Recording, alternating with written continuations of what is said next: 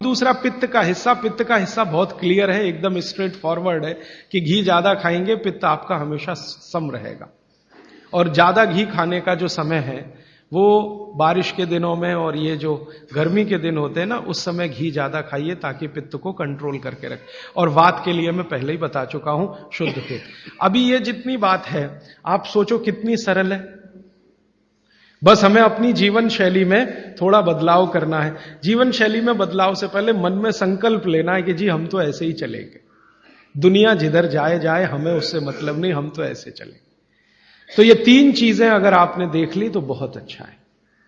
अब थोड़ा आगे चलें, अब और दूसरी चीजों पे मैं चलता हूं कि और कौन कौन सी चीजें हैं जो आपके आसपास हैं और आपके वात पित्त कफ तीनों को सम पे लाने में मदद कर सकती है। ये तीनों समभाग में रहें तो अच्छा होता है। और कौन कौन सी चीजें हैं? तो भागवती जी कहते हैं रसोई के बाहर जाने की जरूरत ही नहीं, सब वहीं है। भागवती जी ने एक सूत्र लिखा है, दुनिया का सबसे बड़ा औषधि केंद्र हमारा रसोई घर है। सबसे बड़ा औषधि केंद्र रसोई घर है। अब दुर्भाग्य से हम रसोई में जिनको मसाला कहते हैं ना, मसाला, वहां मसाला कुछ नहीं है, सब औषधि है। मसाले का और औषधि का अंतर मालूम है? ये मसाला तो शब्द ही भारत का नहीं है, पहले तो ये बता दूंगा। ये अरबिक शब्द है, फारसी से अरबी में आया, अरबी से हमारे घुस गया, हिंदी में और जगह जगह घुस गया। ये विदेशी आए तो ये शब्द भी आया। हिंदुस्तान में 17वीं 18वीं शताब्दी का साहित्य जब मैं पढ़ता हूं तो जब तक मुगलों का राज्य रहा तब तक मसाले शब्द का बहुत उपयोग है। मुगलों के राज्य के पहले एक भी जगह किसी भी शास्त्र में मसाला नहीं है। चरक संहिता पढ़ी मैंने, कहीं भी मसाला नहीं है उसमें। सुश्रुत में कहीं मसाला नहीं है, बागवट की कहीं मसाला नहीं है। पुराने जितने लेखक हुए हैं ना 10वीं शताब्दी के पहले के, कहीं भी किसी ने मसाले शब्द का इस्तेमाल ही नहीं किया। हर जगह है तो औषधि है, औषधि औषधि, जीरा औषधि, धनिया औषधि, ये औषधि के रूप में है। तो इनकी जो प्रॉपर्टीज हैं रसोई घर की औषधियों की, ये सब आपके चिकित्सा के लिए है। अब मुझे समझ में आता है कि हमारे पुराने जमाने की माताएं बहनें, जो हमारी दादी हैं, नानी हैं, उन्होंने अपनी अपनी बेटियों को जो कुछ सिखाया, सब्जी बनाना तो क्या क्या डालना, जीरा चाहिए, धनिया चाहिए, हींग चाहिए, मात्रा कितनी कितनी चाहिए, वो सब बड़े वैज्ञानिक और चिकित्सक लोग रहे होंगे।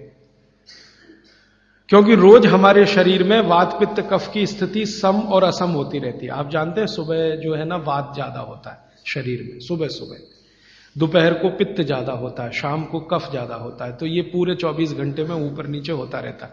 तो 24 घंटे में जो वात पित्त कफ ऊपर नीचे होता रहता है, तो सब्जियों में उसी के हिसाब से औषधियां डाली जाती है।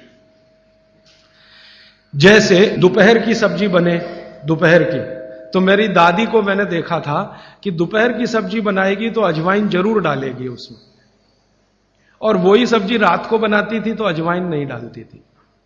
तो एक दिन मैंने दादी से पूछा कि यही सब्जी दोपहर को मैंने खाई तो इसमें अजवाइन थी, शाम को खाई तो नहीं, क्यों? तो उसने उत्तर तो नहीं दिया। तो उसने कहा मेरी मां ने ऐसा सिखाया। बस बात खत्म हो गई। अब उस समय मैं भी मान लिया कि ठीक है, उसकी मां ने सिखाया। अब जब मैंने काम शुरू किया ये चिकित्सा पर, तब मेरे समझ में आया कि अजवाइन जो है पित्तनाशक है। घी के बाद, देशी गाय के घी के बाद जो सबसे ज्यादा पित्तनाशक दूसरी कोई चीज है तो वो अजवाइन है। और दोपहर को पित्त भड़कता है, आप जानते हैं, और वो स्वाभाविक है क्योंकि खाना खाने के लिए पित्त भड़कना ही चाहिए। तो उस समय अजवाइन डाली जाती है सब्जी में, क्योंकि दोपहर को ही शरीर को अजवाइन की जरूरत होती है पित्त को सम पे लाने के लिए। तो भारत में ज्यादातर माताएं बहनें ये बात जानती हैं कि दोपहर की सब्जी में अजवाइन चाहिए। दोपहर का दही है ना, दही का मट्ठा, उसमें भी अजवाइन का बघार लगता है। दोपहर की जितनी भी चीजें हैं ज्यादातर अजवाइन ग्रस्त होती हैं या अजवाइन से बनती हैं, क्योंकि पित्त को सम पे रखना है। तो आप सोचो जो लोग ये कर रहे हैं वो बिना कहे कितना बड़ा काम कर रहे हैं, हमने उसका वैल्यूएशन नहीं किया, ये हमारी मूर्खता। हमारे यहां तो एक बहुत बड़ा दुष्कर्म इस देश में हुआ है। अंग्रेजों के हम गुलाम हो गए तो सब कुछ हम भूल गए, अपनी चीजें। अंग्रेजों ने जो सिखाया वही हमें याद है। तो हम जीडीपी का कैलकुलेशन करते हैं अंग्रेजों के फॉर्मूले से। जीडीपी निकलता है इस देश का, ग्रॉस डोमेस्टिक प्रोडक्ट। तो मैंने बहुत बार इस देश के अर्थशास्त्रियों से पूछा कि जीडीपी में आप विचित्र विचित्र कैलकुलेशन करते हैं। जैसे भारत की पुलिस है, उस पर जो खर्चा हो रहा है वो जीडीपी का हिस्सा है। अगर चोरियां बढ़ी, डकैतियां बढ़ी, तो पुलिस का खर्च बढ़ेगा तो जीडीपी बढ़ेगा। और प्रधानमंत्री छाती ठोक के कहेगा मेरे जमाने में जीडीपी 10% से ऊपर बढ़ गया। सो व्हाट, पुलिस का खर्च बढ़ गया, माने चोरियां बढ़ गई, डकैतियां बढ़ गई, अत्याचार बढ़ गए, अनाचार बढ़ गए, तो जीडीपी बढ़ गया, तो क्या बड़ी बात है। तो हमारे जो जीडीपी के कैलकुलेशन है बड़े विचित्र हैं। इसमें चोरी हो, डकैती हो, लूट मारी हो तो जीडीपी बढ़ेगा, लेकिन माताएं बहनें घर में जो करती रहती हैं वो जीडीपी में है ही नहीं, कैलकुलेशन ही नहीं है उसका। भारत सरकार कोई कैलकुलेशन नहीं करती कि किसी माँ ने 1 किलो पापड़ बना दिए तो जीडीपी बढ़ा कि नहीं, तो कहते हैं जी मालूम नहीं बढ़ा कि नहीं बढ़ा, क्योंकि कैलकुलेशन नहीं है। किसी माँ ने दाल की बड़ी बना दी, 5 किलो दाल की, तो जीडीपी बढ़ा कि नहीं बढ़ा। आपका मन क्या कहता है, बुद्धि क्या कहती है, बढ़ा कि नहीं बढ़ा। किसी ने बड़ी बना दी, किसी ने पापड़ बना दिए, किसी ने कुछ बना दिया, किसी ने गोंद के लड्डू बना दिए, किसी ने मावे का कुछ बना दिया, तो जीडीपी तो बढ़ ही रहा है, लेकिन हम कैलकुलेट नहीं कर रहे हैं उसको, क्योंकि अंग्रेजों के यहां महिलाओं का किया हुआ काम महत्व का नहीं माना जाता। अंग्रेजों के यहां ये जो अंग्रेज जात है ना दुनिया में, ये महिलाओं के किए हुए काम को काम ही नहीं मानती। आपको मालूम है 2000 साल यूरोप में महिलाओं को पुरुषों से हमेशा कम वेतन मिलता रहा, और आज भी है ये कई देशों में। वो मानते ही नहीं कि इनका कोई काम है। क्यों? वो महिलाओं में आत्मा नहीं मानते। हां, यूरोप का सबसे बड़ा दार्शनिक है प्लेटो, वो कहता है कि स्त्रियों में आत्मा ही नहीं होती,